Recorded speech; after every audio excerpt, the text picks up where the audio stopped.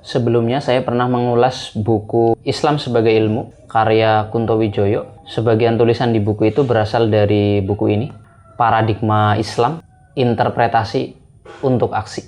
Jadi kali ini kita tidak akan mengulas secara umum mengenai buku ini. Soal gagasan Islam sebagai ilmu, nanti bisa lihat video saya yang mengulas buku yang sampulnya warna merah. Berkaitan dengan buku ini memori pribadi. Salah satu tulisan yang paling saya ingat dan sampai sekarang masih kerap diperbincangkan, yaitu Angkatan Umat Islam, beberapa catatan mengenai gerakan Islam lokal 1945 sampai 1950. Jadi artikel ini semacam kajian historis mengenai organisasi Laskar Islam lokal Angkatan Umat Islam atau AUI di Kebumen sekitar Oktober 1945 sebagai respons terhadap agresi militer Belanda setelah Indonesia merdeka. Pak Kunto menempatkan AUI dalam konteks gerakan sosial keagamaan umat Islam yang berkembang secara lokal, bukan hanya soal fenomena militer. Jadi tulisan ini menunjukkan bagaimana AUI memiliki akar kuat dalam tradisi pesantren setempat. Pusat gerakan ini berada di Somalangu,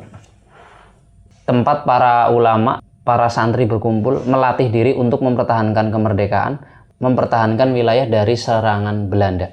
Tak berhenti di situ, dijelaskan pula bagaimana konflik setelah perang, efek ketegangan antara gerakan Laskar dan struktur militer negara yang menyebabkan AUI akhirnya berkonfrontasi dengan aparat negara. Pak Kunto membahas dinamika di AUI, termasuk membongkar pandangan yang hanya menganggap AUI sebagai semata-mata pemberontakan. Pak Kunto menyajikan analisis mendalam dan menarik di sini. Jadi baca sendiri aja ya untuk artikel ini. Ini orang Kebumen harusnya senang baca tulisan ini. Kita lihat daftar isinya. Nanti dibaca sendiri dan di stop ya kalau mau membaca lebih lama.